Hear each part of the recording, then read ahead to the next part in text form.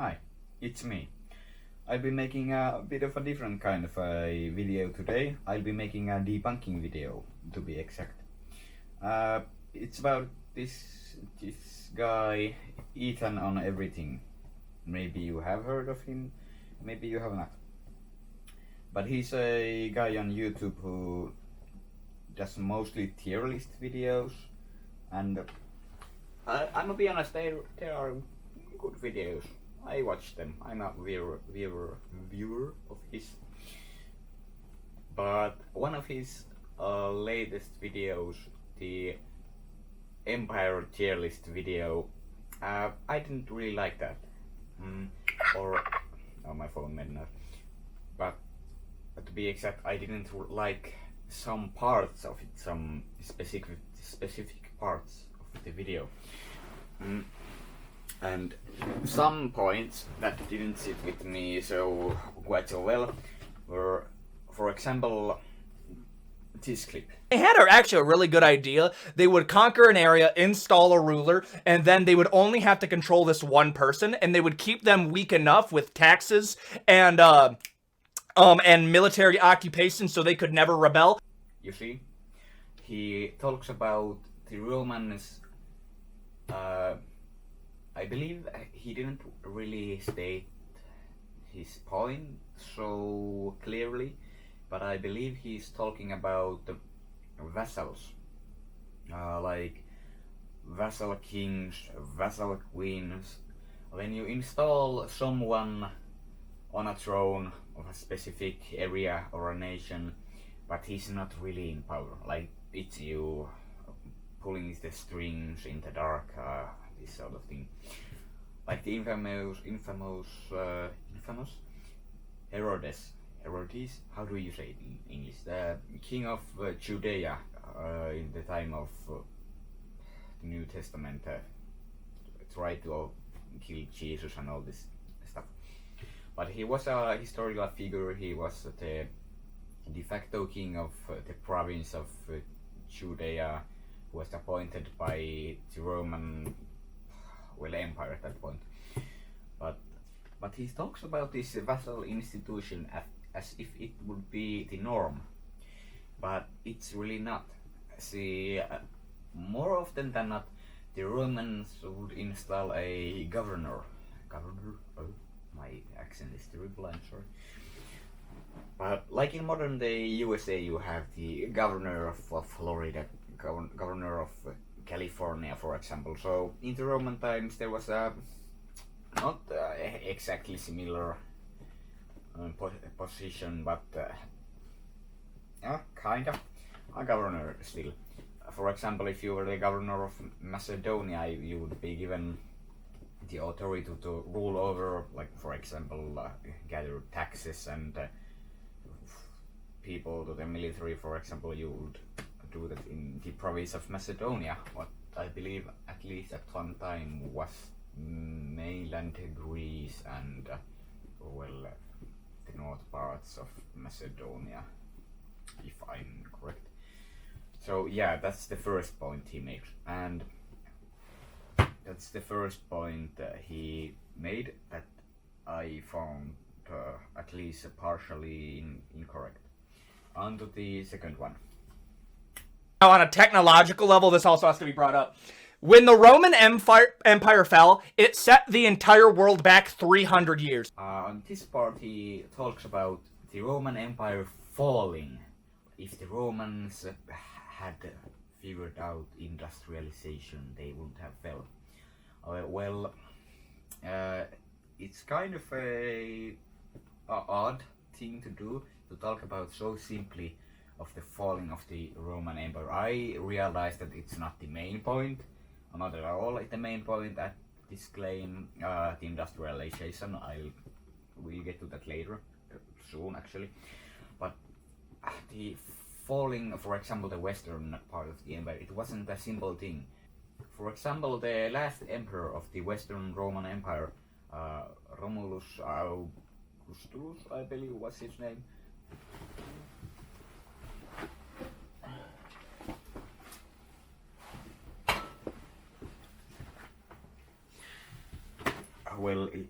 he, for example, was a vassal to a Germanic tribe of sort. I don't remember what Germanic is. The kind of generalization of all the Germanic tribes along Second Rome. Not really, but I let this slide. For example.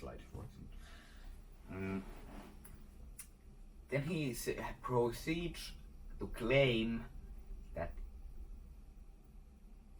when the Roman Empire, or when the Western Roman Empire fell, it set the world back 300 years.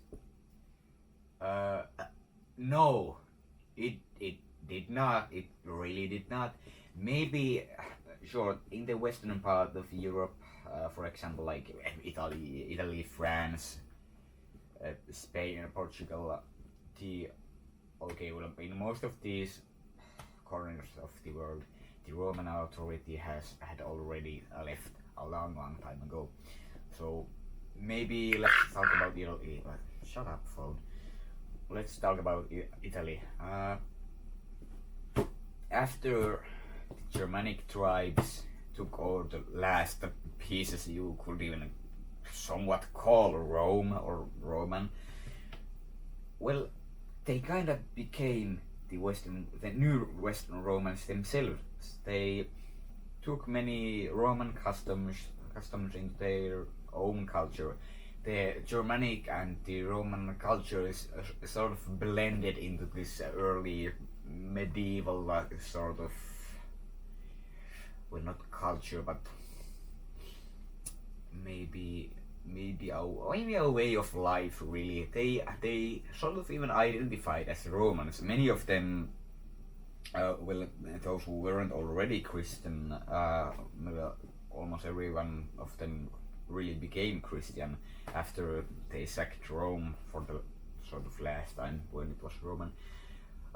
Many of them converted, so it was really even a sort of continuation of the Roman, not the Roman state, but of the Roman ways, just blended with a new culture, sort of. So yes, the Western Roman Empire, the western part of the empire, that had disappeared before the so-called fall. Was it 1470? No, 476 AD.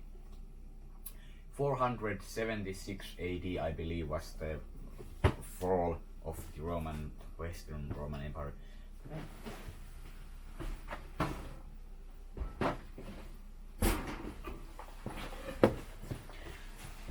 476, I believe it was that, yeah. But it's a complicated subject. You can't really just, yes, you can, but you're not gonna be looking so good after you do it. But just throw that in there, like, oh yeah, if the Romans had something, they would have felt that. No, please don't do that. Just don't. Yeah, and set back 300 years. Like, did you forget that the Western Roman Empire also had its counterpart, the Eastern Roman Empire, the Byzantines, who really continued to be Rome for, well, almost 1,000 years after that? Like, no, it just didn't magically set back. Like, how absurd is that claim that when one city that was already under the influence of another nations, another peoples, when that falls, the world magically gets transported 300 years, or not transported, but technologically left behind 300 years. Then such an absurd number to just throw, like 300 years. How? Why? Where's the source for this? How do you know it's exactly like, or not even exactly, but about 300 years? A very absurd number to be throwing around like that. That doesn't make sense to me, at least. So yeah, that's kind of wrong. Just didn't happen. But on to the third clip now, I believe. Play the clip. The Romans were so ahead of the time when it came to technology that they were quite literally this close to an industrial revolution. I don't know how close. I'm gonna have to brush up on that again, but they were like within 50 to 100 years. So, in this clip, he claims that the Romans, well, in their prime, I guess I should say, were about 50 or 100 years from in developing the process of industrialization, like having an industrial revolution of their own. Not correct. Not at all. No. First of all, 50 to 100 years, that's a... Do you realize how incredibly a bold statement that is? Like, just how not right that is. Like, get this. Even the most optimistic estimates of how long would it have taken the Romans to reach industrialization after the point X, it's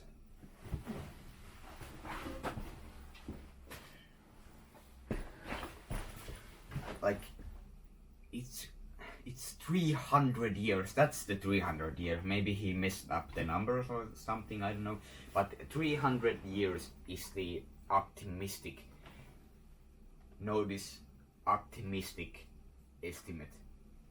So yeah, you were off by what, 200 years. Oh, that's nothing, oh, just 200 years. Well, no, wrong again. Okay, I'm getting right up. This video's purpose is not to offend or attack anyone. It's just me ranting into the void about someone wasn't correct. It's not a big deal, even if my ranting here makes it look like it is. It's not, but I don't like when people state their opinions as if they said opinions were fact. And again here, I don't think he believes that he's incorrect. He does in fact state that he might not be correct, but before you just say, throw something out there into the world of internet for everybody to see, at least make sure that at least most of what you say is correct. And I can say most of what he says is correct, but it's the some points where he states such an outlandish claim, and I just hate it. I just hate to see that, really, to be honest. 50 to 100 years away from developing a rudimentary steam engine. So what? Yeah, the 50 to 100 years bullshit from... okay, he said, what did he say? 50 to 100 years from developing a steam engine. Well, they already had a steam engine. I'll show you the Wikipedia page. Yes, I'm that lazy. Go look at this up. So yeah, that was a thing, but it was made of, I believe it was made of iron or something else. They most resistant material that the Romans had available was iron, and it was, I cannot stress this enough, how expensive iron was back in the day. It was not as cheap as it is. Iron back in the day was expensive, really expensive. You couldn't just make giant steam engine out of iron without it costing a fortune, many fortunes to be exact.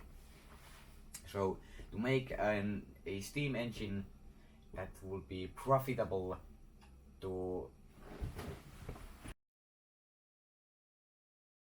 If you want to make a steam engine, you should have made it out of steel, not out of iron. Iron, well, it would have worked, but not even close to the capacity a one made out of steel would have worked. So they did have a very simple steam engine, like the concept, it was there, but it wasn't wasn't really that big of a deal back then. I mean, they didn't have steel, and no one no one had that kind of money to just throw around into a project that would not have been, well, profitable. No one didn't want to do that. So yeah, no steam engines coming to Rome soon, not even in the 300 years. That's wrong, not right. And again, he says if they had, he said he says if the Romans had a steam engine, they wouldn't have fell. Well, again, the whole concept of the falling of the Roman Empire, just to throw around that in there. You're really making this difficult for me to take even seriously. I mean, that's kind of crazy to say. Not gonna lie. Yeah, so, well, the concept of industrialization itself, it's not really simple to put like that. Like, said X years, after the said X years, the Romans would have reached industrialization. You can't really just state it that way, to be honest. Like, it doesn't work like that, maybe. All the components that a nation or a group of people need to reach the industrialization as its modern sense, to reach industrialization as its modern concept, you need a lot. Okay, you need a lot. You need structures, just nationwide structures, like efficient government. Yes, the Romans had that, but then you need an agricultural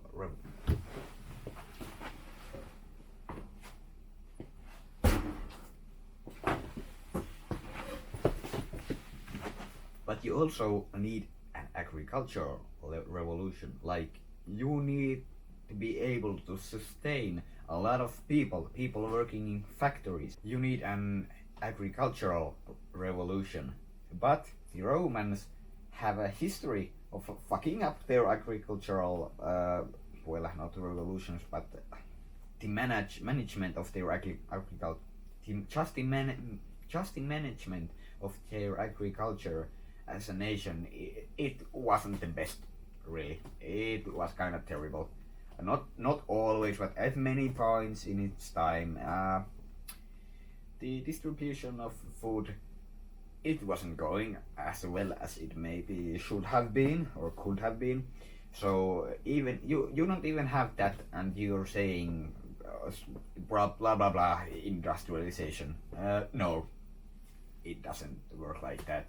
You need so many different things that the Romans absolutely did not have before you can reach industrialization.